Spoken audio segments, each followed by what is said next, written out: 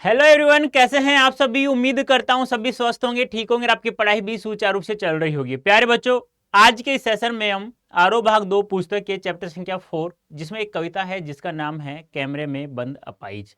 तो जल्दी से आप लोग मुझे एक बार कैमरे में बंद अपाई जो कविता हम लोग जो पढ़ने जा रहे हैं उसके लेखक का नाम जल्दी से मुझे कमेंट बॉक्स में आपका आंसर आ जाना चाहिए जल्दी से। जिनकी तस्वीर आपके सामने दिखाई दे रही है, क्या नाम है जल्दी से मुझे बताइए और कैमरा आपको दिखाई दे रहा है। तो आज के सेशन में हम लोग इस कविता संबंधित वन शॉट कंप्लीट करेंगे। कहने का मतलब क्या, इसकी व्याख्या भी हम लोग देखेंगे, साथ में हम लोग क्वेश्चंस आंसर भी, यानी विद एमसीक्यू। सब्जेक्ट तो पढ़ेंगे, साथ में एमसीक्यूज भी पढ़ेंगे जिसमें हमें निचोड़ पता चल जाएगा। अब रही बात आपके एग्जाम की, तो एग्जाम में कैसे सवाल पूछा जाएगा। इस कविता से कोई भी एक पद्यांश दे देगा, उस पद्यांश को देने के बाद में 5 एमसीक्यूज आपसे पूछेगा और वो सवाल कैसे भी हो सकते हैं, व्याकरण से संबंधित भी हो सकते हैं, पद्यांश से संबंधित भी हो सकते हैं और इस पूरे चैप्टर से संबंधित भी हो सकते हैं। तो अच्छे से पढ़ना प्यारे बच्चों। तो इनके लेखक है, इस कविता के लेखक हैं जिनका नाम है रघुवीर सहाय। याद रखना है आप लोगों को, क्या नाम है, रघुवीर सहाय, ये ध्यान आपको रखना है, ठीक है। इन्होंने इस कविता में क्या बताया एक बार मैं बता दूं आप लोगों को। यह जो कविता है इसमें इन्होंने बताया है कि जो मीडिया वाले लोग हैं ना, अपनी टीआरपी के लिए, मीडिया जानते ही हो जिन्हें लोकतंत्र का चौथा स्तंभ कहा जाता है। अब आपको सर 3 स्तंभ कौन कौन से हैं, तो संसद, राज्यसभा, लोकसभा और चौथा स्तंभ जिसे माना जाता है लोकतंत्र का वो है मीडिया। अब यहाँ मीडिया अपनी टीआरपी बढ़ाने के लिए किसी भी व्यक्ति के, किस सामान्य हो चाहे वो कैसा भी इंसान हो, उसके दुख को अपने व्यापार का माध्यम बना लेते हैं। टीआरपी इनकी बढ़ जाती है तो लोगों से इन्हें सहानुभूति प्राप्त होती है और पैसे की कमाई अनाप शनाप होती रहती है। कहने मतलब बहुत सारा पैसा ही कमाते हैं। तो सबसे पहले एक क्वेश्चन यही आ जाएगा हमारा यहाँ पे, ये जो कविता है कैमरे में बंद अपाइज, ये किस काव्य संग्रह से या किस कविता रचना से लिया गया है। तो ध्यान रखना, जो लोग भूल गए हैं, यहाँ से यह कविता ली गई है। अब इसमें क्या है, मैंने अभी बताया था कि किसी भी व्यक्ति की पीड़ा को अपने व्यापार का माध्यम बना लेना, यही यहाँ पर दिखाया गया है। यानी कि मीडिया की संवेदनहीनता, हम लोग कह सकते हैं मीडिया की संवेदनहीनता को दिखाया गया है, संवेदनहीनता को दिखाया गया है। देखो, शारीरिक चुनौती को झेलते हुए व्यक्ति से टेलीविजन कैमरे के सामने किस तरह के सवाल पूछे जाएंगे और कार्यक्रम को सफल बनाने के लिए उससे कैसी भंगिमा की अपेक्षा की जाएगी, इसका लगभग सपाट तरीके से बयान करते हुए कवि ने एक तरह से पीड़ा के साथ दृश्य संचार माध्यम के संबंध को रेखांकित किया है। कहने का तात्पर्य क्या है, सपाट तरीके से, यानी कि बिल्कुल किसी प्रकार का उसमें मैं ये कह सकता हूं कि किसी प्रकार की उसकी पीड़ा को बिल्कुल भी ध्यान में न रखते हुए सपाट बयानी में उससे सवाल किए जाएंगे। और वो भी कैसे सवाल, बेतुके सवाल जिनका कोई आंसर नहीं होता, बेतुके मतलब बिने तुक्के, ठीक है। और कैसा, दृश्य संचार के माध्यम से जो हमें दिखाई दे रहा है। तो समझे इसे अच्छे से। देखो, स्टार्ट हो रही है हमारी कविता। तो सबसे पहले आप लोग आपका अपना कार्य है वो कर दीजिए, जल्दी सेशन को शेयर कर दीजिए, लाइक कर दीजिए। मजा आने वाला है सेशन में और कंप्लीट हम लोग पढ़ने वाले हैं इस सेशन में। हम लोग इस कविता से संबंधित टोटल चीजें हम दूरदर्शन पर बोलेंगे। ये नाम तो सुना होगा आप लोगों ने। हम समर्थ शक्तिवान हैं, हम एक दुर्बल को लाएंगे एक बंद कमरे में। एक बंद कमरे मतलब यानी कि स्टूडियो, ठीक है। एक दुर्बल यानी कमजोर, कमजोर व्यक्ति, ठीक है। समर्थ शक्तिवान यानी कि पावरफुल लोग, पावरफुल यानी कि जिनमें ताकत हो रही। तो मीडिया क्या कह रहा है, मीडिया लोग क्या कह रहे हैं कि हम दूरदर्शन पर बोलेंगे, दूरदर्शन पर हम लोग आपको एक नाटक दिखाएंगे या एक कोई भी कार्यक्रम दिखाएंगे। हम समर्थ शक्तिवान है, यानी कि मीडिया कह रहा है कि हम दूरदर्शन पर बोलेंगे यानी आएंगे और हम पावरफुल लोग, हम शक्तिशाली लोग हैं। एक दुर्बल को लाएंगे यानी एक कमजोर व्यक्ति को लाएंगे एक बंद कमरे ना, हमारे स्टूडियो के अंदर एक कमजोर व्यक्ति को लाएंगे। अब ध्यान रखना, देखो ये शक्तिशाली लोग हैं, फिर एक कमजोर व्यक्ति को क्यों ला रहे हैं। तो ध्यान रखना, इस पद्यांश में क्या है, विरोधाभास अलंकार है, ये भी ध्यान आपको रखना होगा। विरोधाभास अलंकार है, ये भी ध्यान रखना होगा आप लोगों को, ठीक है। क्यों, शक्तिशाली लोग हैं फिर एक कमजोर व्यक्ति को ला रहे हैं, इसलिए यहाँ पे विरोध हो रहा है, विरोधाभास अलंकार हो रहा है। उससे पूछेंगे तो क्या आप अपाहिज हैं? अब वो जो कमजोर व्यक्ति आ रहा है वो कैसा है? अपंग व्यक्ति है, अपाहिज व्यक्ति है। तो मीडिया वाले कह रहे हैं कि हम उससे एक सवाल पूछेंगे, क्या आप अपाहिज हैं? तो आप क्यों अपाहिज है? यानी कि अपाहिज से, यानी कि किसी लंगड़े व्यक्ति से, बुरा मत मानना, थोड़ा आपको समझाने के लिए बता रहा हूं कि एक किसी लंगड़े व्यक्ति से आप लोग पूछे क्या आप लंगड़े हैं, फिर आप उनसे पूछे दूसरा सवाल, आप क्यों लंगड़े हैं? तो बताओ गुस्सा आएगा नहीं आएगा? सीधी सी बात आएगा। तो उसे आप क्यों अपाहिज हैं, क्या आपका अपाहिजपन तो दुख होता होगा, यानी कि देता होगा, देता है, यह देखना, इस पर ध्यान जोर डालना एक बार। यानी कि लंगड़े से मैं पूछूं क्या आप लंगड़े हैं, आप लंगड़े क्यों हैं, क्या आपका लंगड़ापन आपको दुख देता है? देता है। फिर वापस से जोर दे रहा हूं, देता है, तो गुस्सा तो आएगा, सीधी सी बात है। तो वही ये सवाल कैसे हैं? बेतुके सवाल है। कैसे सवाल है? बेतुके सवाल है, जिनका कोई तुक नहीं है, जिनका कोई आंसर नहीं है, जिनका कोई उत्तर नहीं है। भाई ऐसे सवाल, यानी कि सीधी सी बात है, जो भी व्यक्ति यहां आया है, अपाहिज व्यक्ति जो आया है, वो समझ चुका है कि मेरा ये लोग मजाक उड़ा रहे हैं। तो क्या कह रहे हैं मीडिया? हम उससे पूछेंगे क्या आप अपाहिज हैं, फिर पूछेंगे आप क्यों अपाहिज हैं, क्या आपको अपाहिजपन दुख देता होगा, फिर जो डाल रहा है क्या दुख देता है क्या। लेकिन यहां देखो, कैमरा दिखाओ इसे बड़ा बड़ा, ये जो कोष्टक में जो लाइन है, ये जो एंकर है जो इंटरव्यू ले रहा है अपाहिज व्यक्ति से, अपंग व्यक्ति से जो इंटरव्यू ले रहा है ना, एंकर जिसे बोलते हैं, वो यह कथन जो कोष्टक में दिखाया जा रहा है ये बोलता नहीं है, ये संकेतों के माध्यम से, इशारों के माध्यम से कैमरामैन को कह रहा है। यानी कैमरामैन को पहले ही समझा दिया जाता है एंकर के द्वारा कि मैं ऐसे ऐसे सवाल उससे करूंगा, और जैसे मैं इशारा करूं तो आप लोग उसे कैमरे को बड़ा करके दिखाना है, उसके चेहरे को, उसकी फूली हुई आंखों को। तो वही बात है, कैमरा दिखाओ इसे बड़ा बड़ा, यानी इशारा कर दिया एंकर ने कैमरामैन को कि मैंने ये 3 सवाल उससे पूछे हैं, अब उसे बड़ा करके दिखाओ, उसके चेहरे को बड़ा करके दिखाओ। हाँ तो बताइए आपको दुख क्या है, जल्दी बताइए, वह दुख बताइए, बता नहीं पाएगा। यानी कहने का तात्पर्य क्या है?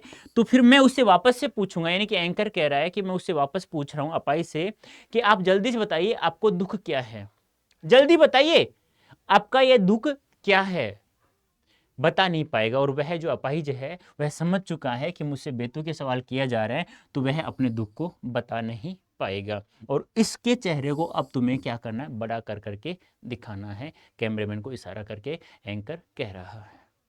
ठीक है, यहां पर मैं ये कहूं, इस पूरी कविता में ऐसा कोई शब्द नहीं है जिसका अर्थ तुम्हें पता नहीं हो, बस थोड़ा सा शब्दों का बैठाना सीख जाना कि इस शब्द के साथ यही शब्द आएगा, क्योंकि प्रत्येक बात को कहने के लिए निश्चित शब्दों का प्रयोग किया जाता है, तो वही आप लोगों को ध्यान में रखना है। फिर भी दिक्कत आए तो मैंने इसकी व्याख्या कर दी है। देखो ये प्रसंग है, आप लोगों से पूछा नहीं जाएगा, लेकिन जिन बच्चों से पूछा जाता है, अदर स्टेट वाले बच्चे, उनसे पूछा जाता है कैसे कि निम्नलिखित पद्यांश की सह प्रसंग व्याख्या कीजिए, तो आप लोग वो बच्चे देख लीजिएगा। लेकिन आप लोगों से ये सवाल नहीं पूछा जाएगा, प्रश्न व्याख्या कीजिए।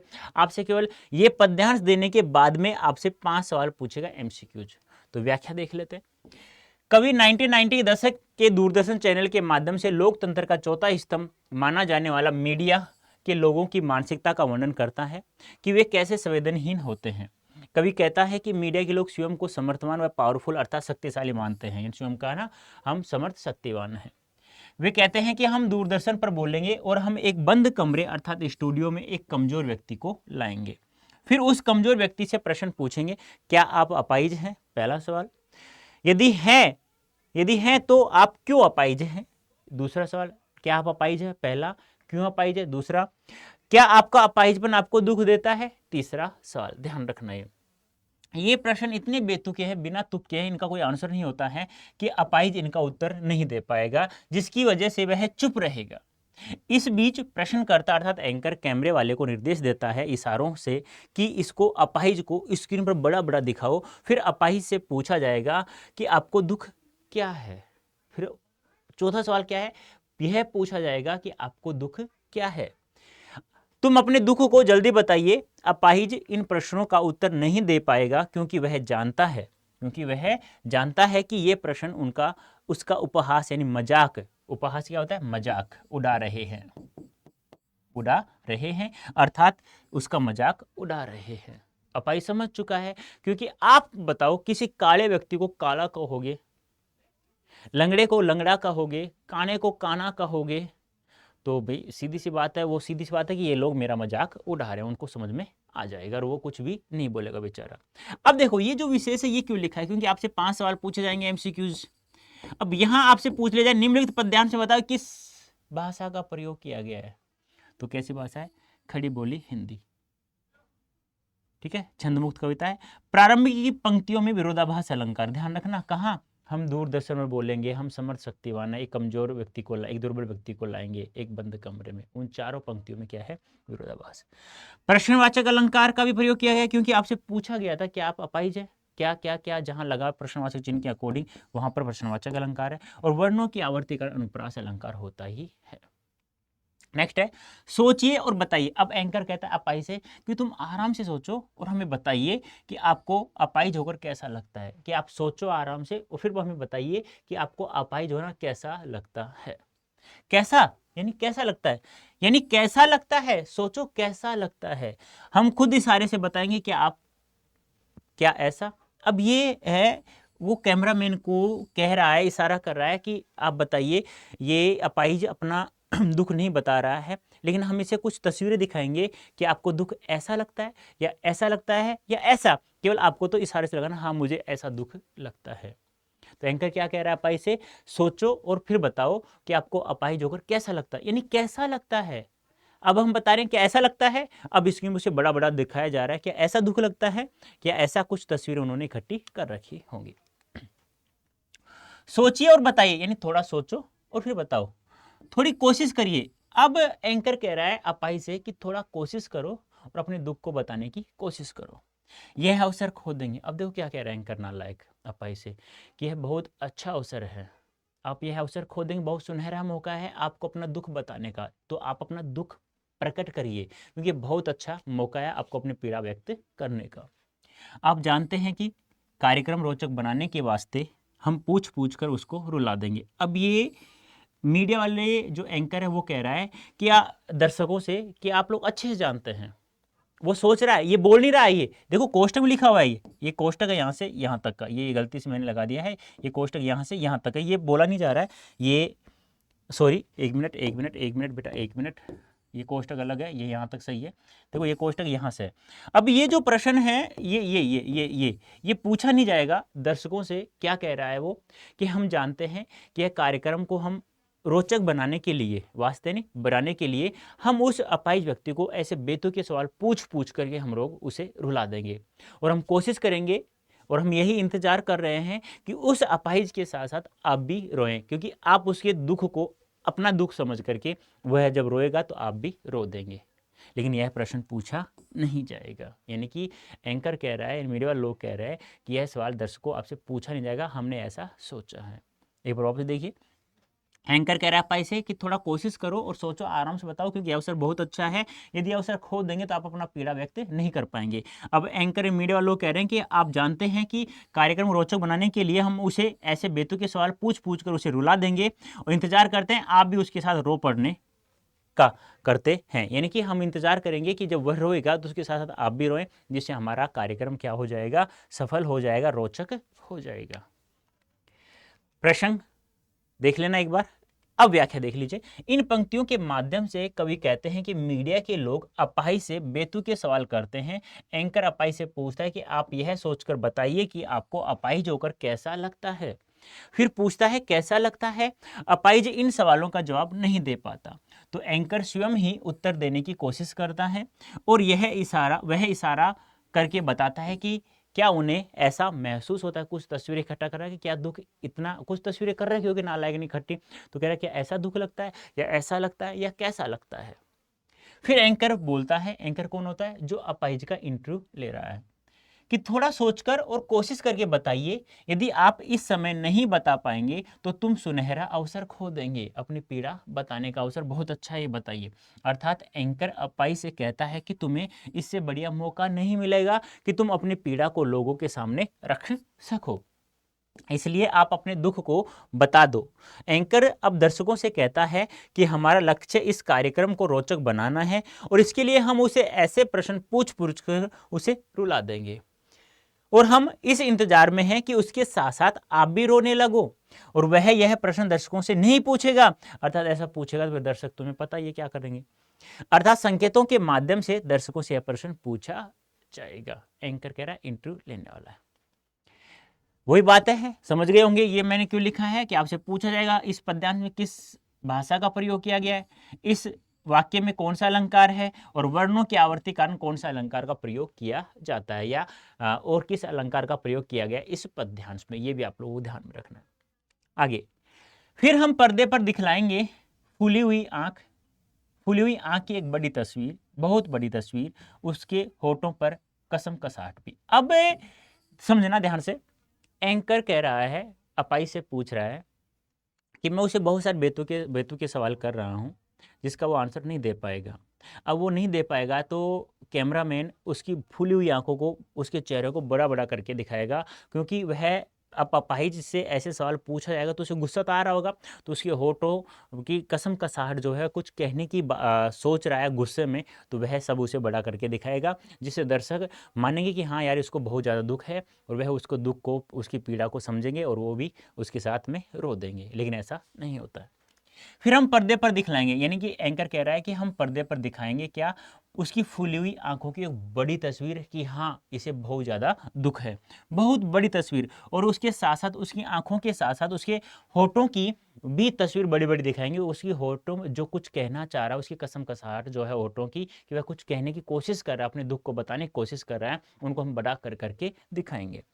आशा है आप उसे उसकी अपंगता की पीड़ा मानेंगे। अब दर्शकों से यह सवाल किया जा रहा है इशारों के सहायता से कि आशा करता हूं मैं कि आप भी इसकी पीड़ा को पीड़ा मानेंगे, दुख को दुख समझेंगे। एक और कोशिश, दर्शक धीरज रखिए, देखिए। अब एंकर कह रहा है कि हम एक और कोशिश करते हैं इस अपाहिज को रुलाने की। दर्शक आप धैर्य रखिए और देखते रहिए हमारे इस कार्यक्रम को। हम दोनों को एक संग रुलाने हैं। अब एंकर कह रहे हैं, मीडिया वाले लोग कह रहे हैं कि हम दोनों को दर्शक और अपाई, हम दोनों को एक साथ रुलाने वाले हैं। आप और वह दोनों, आप और वह यानी कि दर्शकों को और उस अपाहिज को। ये वह आया है अपाहिज के लिए और आप आया है दर्शकों के लिए, ठीक है। तो एंकर कह रहा है कि हम दोनों को एक साथ रुलाना चाहते हैं, दर्शक को और अपाहिज को। कैमरा बस करो, नहीं हुआ रहने दो, पर्दे की वक्त की कीमत है। यानी कि अब वो कह रहा है कैमरामैन से कि कैमरा बंद करो, रहने दो, क्योंकि लाइव दिखाना किसी भी चीज़ को, यानी पर्दे पर लाइव दिखाना किसी चीज़ को बहुत ही कॉस्टली होता है, तो वह पैसा बर्बाद नहीं करना चाह रहा, क्योंकि वह अपंग व्यक्ति है, अपाहिज व्यक्ति, वह अपना दुख नहीं बता रहा और नहीं वह रो रहा है। अब हम मुस्कुराएंगे, आप देख रहे थे सामाजिक उद्देश्य से युक्त कार्यक्रम, बस थोड़ी ही कसर रह गई, धन्यवाद। अब कहने का तात्पर्य क्या है, अब मीडिया के जितने भी लोग वहाँ कार्य कर रहे थे वो एक साथ कैमरे के सामने आएंगे और मुस्कुराएंगे और कहेंगे कि आपको जो कार्यक्रम दिखाया जा रहा था वो एक सामाजिक उद्देश्य को युक्त, ये एक सामाजिक युक्त उद्देश्य युक्त कार्यक्रम आपको दिखाया जा रहा था जो सफल रहा। आप लोगों का हमारे साथ जुड़े हुए हैं, तो आप लोगों का धन्यवाद, बहुत ज़्यादा धन्यवाद। अब एंकर है या मीडिया वाले लोग हैं वो मन ही मन में सोच रहे हैं कि बस ज़्यादा नहीं, थोड़ी सी कसर रह गई, यदि वो रो देता अपाहिज और उसके साथ साथ यदि दर्शक भी रो देते तो हमारा कार्यक्रम सफल हो जाता और हमें टीआरपी मिलती और बहुत ज़्यादा सहानुभूति मिलती, जिससे हम पैसा बहुत ज़्यादा कमा सकते थे। लेकिन ऐसा नहीं हुआ। तब वो बदल देते हैं अपने वाक्य को कि आपको जो कार्यक्रम दिखाया जा रहा था वो सामाजिक उद्देश्य से युक्त यानी भरपूर कार्यक्रम दिखाया जा रहा था। प्रसंग देख लीजिएगा। व्याख्या, इन पंक्तियों के माध्यम से कवि कहता है कि मीडिया वाले लोग अपाहिज का मानसिक शोषण करते हैं। वे उसकी फूली हुई आंखों की तस्वीर को बड़ा करके पर्दे पर दिखाएंगे, बहुत बड़ी तस्वीर। वे उसके होठों पर होने वाली बेचैनी और कुछ न बोल पाने की तड़प को भी दिखाएंगे। फिर वह एंकर संकेतों के माध्यम से दर्शकों को कहता है कि अब आप भी उसकी पीड़ा मानेंगे और उसके साथ साथ रोएंगे। अब वे कहते हैं कि हम कोशिश करते हैं कि वह रोने लगे। एंकर दर्शकों को धैर्य धारण करने के लिए कहता है, ठीक है। मीडिया के लोग दर्शकों व अपाइज दोनों को एक साथ रुलाने की कोशिश करते हैं। तभी एंकर आदेश देता है कि अब बस कैमरा बंद कर दो। यदि अपाइज अपना दुख नहीं बता पाया तो कोई बात नहीं, पर्दे की बहुत कीमत होती है। इस कार्यक्रम के बंद होते ही मीडिया में कार्यरत सभी लोग मुस्कुराते हैं और कहते हैं कि आप सभी, यानी सभी दर्शकों, सामाजिक उद्देश्य से भरपूर कार्यक्रम देख रहे थे, अर्थात यह कार्यक्रम समाज की भलाई के लिए दिखा रहे थे।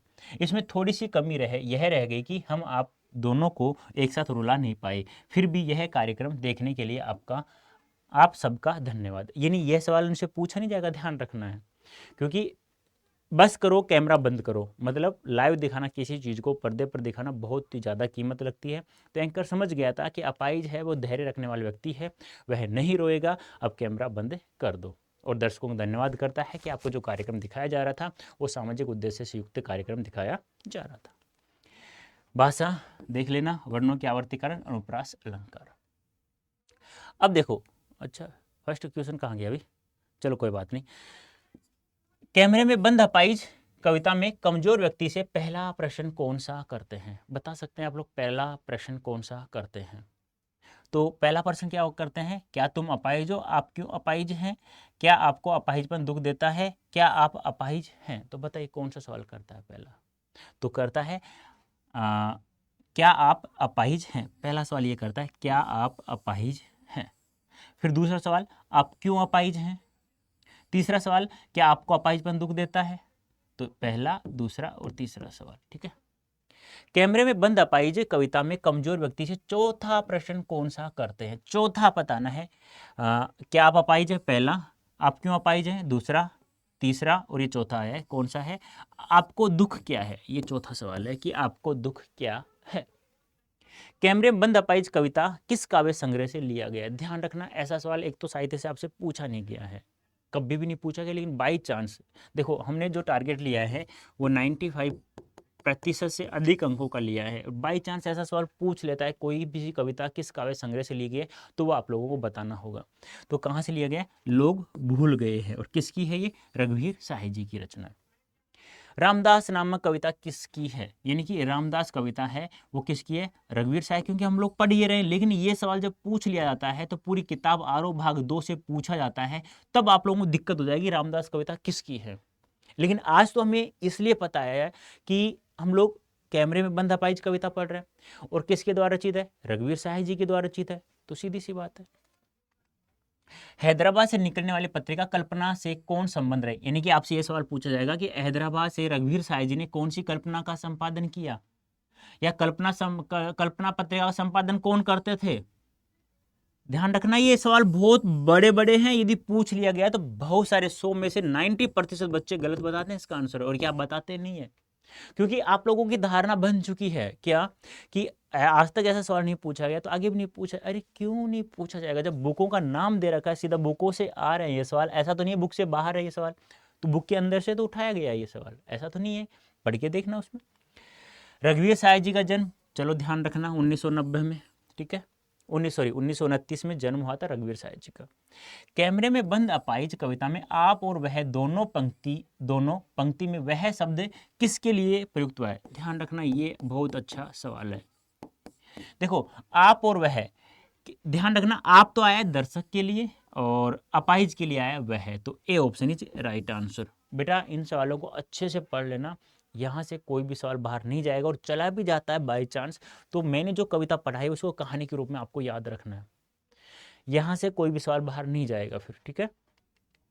कैमरे में बंद अपाहिज कविता में कमजोर व्यक्ति से दूसरा प्रश्न कौन सा करते हैं? बता चुका हूं सारे के सारे, पहला सवाल, दूसरा सवाल, तीसरा सवाल और चौथा सवाल। तो दूसरा क्या हो गया? आप क्यों अपाहिज हैं। कैमरे में बंद अपाहिज कविता में किसकी कीमत ज्यादा बताई गई है? पर्दे की है क्या? कहीं पर्दा देख लो, सुख दुख पर्दा आगे ना, तो पर्दे की बहुत ज्यादा कीमत यहाँ दिखाई गई है। पर्दा क्या होता है? किसी चीज को लाइव दिखाना, ये ध्यान आपको रखना है। जैसे कहते हैं ना, आपको देखते हैं, देखिए देखिए दिल्ली में बहुत ज्यादा पानी भर गया रहा, वो जो एंकर है, जो माइक मीडिया वाला है, वो सड़क पर ना खड़ा होकर पानी में जाके खड़ा हो जाएगा इतना इतना, और ऐसे बैठ जाएगा, दिखाएगा हाँ क्या देखो दिल्ली में कितनी बारिश हुई है। उनको तो टीआरपी से मतलब होता है। कैमरे में बंद अपाहिज कविता में मीडिया के लोगों द्वारा कैसा कार्यक्रम दर्शकों को दिखाया गया? ध्यान रखना, बहुत अच्छा सवाल है। तो कैसा? सामाजिक उद्देश्य से भरपूर कार्यक्रम। अंत में यही होता है जब दोनों नहीं रोते हैं, अपाहिज और दर्शक, तो यही कहा जाता है कि आप लोग को सामाजिक उद्देश्य से भरपूर कार्यक्रम दिखाया जा रहा था। इस कविता में आप और वह दोनों पंक्ति में से आप शब्द किसके लिए आया? दर्शक के लिए, बता चुका हूं मैं। लोकतंत्र का चौथा स्तंभ मीडिया। देखो इसको समझो, आप लोग बहुत बार इसे पढ़ा होगा, लेकिन आज मैं इसका अर्थ बता देता हूं। लोक यानी संसार होता है, और संसार का जहां नाम आ जाता है वहां आमजन लोग आ जाता है, ठीक है। और तंत्र यानी शासन, जिस देश में आम जनता का जहां शासन होता है उसे वहां लोकतंत्र कहा जाता है। रघुवीर साय जी द्वारा रचित कविता का नाम क्या है? रामदास है, बता चुका हूं अभी। हम दूरदर्शन पर बोलेंगे, बहुत अच्छा सवाल है, ध्यान रखना है, वेरी वेरी इंपॉर्टेंट। हम समर्थ शक्तिवान है, एक दुर्बल को लाएंगे एक बंद कमरे में, अलंकार है। तो कौन सा अलंकार है भाई? विरोधाभास अलंकार है। तुम ताकतवर हो तो एक अट्ठे खट्टे इंसान को लाओ ना, क्यों कमजोर व्यक्ति को ला रहे हो? कैमरे में बंद अपाहिज कविता में किसकी संवेदनहीनता दिखाई गई है? अच्छा सवाल है, ध्यान रखना है, अच्छा सवाल है। तो किसकी संवेदनहीनता दिखाई गई है? मीडिया की। मीडिया के लोग किसी की पीड़ा को अपने व्यापार का माध्यम बना लेते हैं, बस पैसा आना चाहिए कैसे भी। मीडिया के लोग किसी न किसी तरह से दूसरे के रिक्त स्थान को भी व्यापार का माध्यम बना लेते हैं। किसे माध्यम बना लेते हैं भी? दुख को, सुख को, सहायता, प्रेम। तो यानी किसी का भी दुख कैसा भी हो, कोई गरीब व्यक्ति है, एक समय खाना मिलता है, कभी नहीं मिल पाता, तो कहते हैं कि आपको कितना दुख लगता है, 2-4 किलो आटा ले जाके दे देंगे, तुम फिर पूछ लेंगे उससे। तो उनको तो टीआरपी चाहिए, सहानुभूति चाहिए लोगों से। कैमरे में बंद अपाहिज कविता में मीडिया के लोग किस चैनल के माध्यम से बोलते हैं? बताओ, इसका आंसर आप लोग मुझे देंगे कमेंट बॉक्स में, ध्यान रखना। कमेंट बॉक्स में आंसर चाहिए मुझे इसका, ठीक है। देखता हूं कौन कौन देता है इसका कमेंट बॉक्स में आंसर। अब आते हैं सब्जेक्टिव। कविता में कुछ पंक्तियां कोष्टक में रखी गई हैं, आपकी समझ में इसका क्या औचित्य है? औचित्य में मूल शब्द उचित है और यह प्रत्यय है, ध्यान रखना है, ठीक है। अब देखो ये जो लाइनें हैं ये कोष्टक में रखी गई, इन क्या औचित्य है? देखो ध्यान समझना, किसी भी कविता में रिक्त स्थान, कोष्टक, कोमा का प्रयोग करता है तो लेखक जो है वह पाठकों को उस कविता के बारे में जो कहना चाहता है वो अच्छे से समझाने के लिए इन चीजों का प्रयोग करता है। देखो इन सभी पंक्तियों में से यह अर्थ निकलता है कि मीडिया के लोगों के पास संवेदनाएं नहीं होती, अर्थात वे अपने व्यापार के लिए किसी भी कमजोर व्यक्ति के दुख को साधक बना लेते हैं। कहने का तात्पर्य क्या है? संवेदना नहीं होती। यानी वो कैसे कैसे सवाल पूछ रहा था, कोष्ट में कह रहा था इसकी आंखों बड़ा बड़ा करके दिखाओ भाई, अरे दर्शकों तुम भी अब रोओगे, रुक जाओ थोड़ी देर ठहरो, तो ऐसा वो नहीं कह सकता। वो उन कोष्टक में रखेगा और वो इशारे संकेत के माध्यम से ये बात चलती रहती है। यदि इन पंक्तियों को कवि नहीं लिखता तो कविता का मूल भाव स्पष्ट नहीं हो पाता, क्योंकि कवि जो कहना चाहता है वह पाठकों को समझाने के लिए इन चीजों का प्रयोग करता है। इन पंक्तियों से उस अपाहिज व्यक्ति के शारीरिक और मानसिक अपंगता का पता चल जाता है। नेक्स्ट, कैमरे में बंद अपाहिज करुणा के मुखौटों में छिपी क्रूरता की कविता है, विचार कीजिए। बात तो सही है, क्यों? क्योंकि जब अपाहिज को लेकर आए तो ऐसा लग रहा था कि हाँ अपाहिज की कुछ सहायता करेंगे वो, लेकिन उससे तो वो बेतुके सवाल कर रहे थे। इसलिए हम लोग कह सकते हैं कि मुखौटे में छिपी क्रूरता की कविता है। यह कविता अपनेपन की भावना में छिपी क्रूरता को उजागर करती है। सामाजिक उद्देश्यों के नाम पर अपाहिज की पीड़ा को दर्शकों तक पहुंचाया जाता है। यह देखो आपको कह दिया जाए कि यह कार्यक्रम आपको सामाजिक उद्देश्य से भरपूर दिखाया जाएगा, लोगों को इससे बहुत फायदा मिलेगा, और वहाँ किसी कमजोर व्यक्ति को लाकर उसके उपहास मजाक उड़ाया जाए, तो वही है मुखौटे के पीछे छिपी क्रूरता। यह कार्य ऊपर से करुण भाव इन दुख को दर्शाता है, परंतु इस कविता का मूल भाव शून्य संवेदनहीन मीडिया पर व्यंग किया गया है। लोकतंत्र का चौथा स्तंभ कहा जाने वाला मीडिया इसे एक रोचक कार्यक्रम बनाना चाहता है, जिससे उसका यह कार्यक्रम लोगों में लोकप्रिय हो सके। उसे अपंग की पीड़ा से कोई लेना देना नहीं है। यह कविता यह भी दर्शाती है कि जिस प्रकार दूरदर्शन पर दिखाए जाने वाले अनेक कार्यक्रम कारोबारी दबाव के कारण संवेदनशील होने का दिखावा करते हैं, इस तरह यह कविता अपनेपन की भावना में छिपी क्रूरता की सीमा तक पहुंच जाती है। क्योंकि उनसे ये ऐसे बेतुके सवाल पूछ रहा था, आप क्या अपाहिज हैं, आप क्यों अपाहिज हैं, कि आपको दुख देता है अपाहिजपन, आपको कैसा लगता है अपाहिजपन, तो ये बेतुके सवाल हैं। इससे क्या होता है कि अपाहिज यदि रो देता और इसके साथ साथ दर्शक भी उसकी पीड़ा को पीड़ा समझते और वो भी रो देते, तो बस उनको क्या मिलता है, उनकी टीआरपी बढ़ जाती, लोगों से सहानुभूति मिलती और वो पैसा कमाते रहते। यही मीडिया का कार्य था। हम समर्थ, शक्तिवान और एक दुर्बल को लाएंगे पंक्ति के माध्यम से। किस कवि ने क्या व्यंग किया है, यानी कि यहाँ पर क्या किया गया है कि व्यंग यह है कि आप लोग शक्तिशाली हैं तो एक किसी धनवान को लाना चाहिए था, एक कमजोर को क्यों ला रहे हो आप लोग यहाँ पे, क्योंकि प्रसिद्धि, सहानुभूति प्राप्त करने के लिए। इस पंक्ति के माध्यम से कवि ने यह व्यंग किया है कि मीडिया वाले स्वयं को समर्थवान, शक्तिशाली मानते हैं। वे इतने शक्तिशाली हैं कि वे किसी के दुख को पर्दे पर दिखाकर अच्छा पैसा और लोगों की सहानुभूति युक्त प्रसिद्धि पाते हैं। वे यहाँ एक कमजोर अर्थात अपाहिज व्यक्ति को लोगों के सामने दिखाते हैं ताकि वे अपने चैनल की टीआरपी बढ़ा सके और अच्छा पैसा कमा सके। इसलिए यहाँ व्यंग किया है मीडिया पर रघुवीर सहाय जी ने।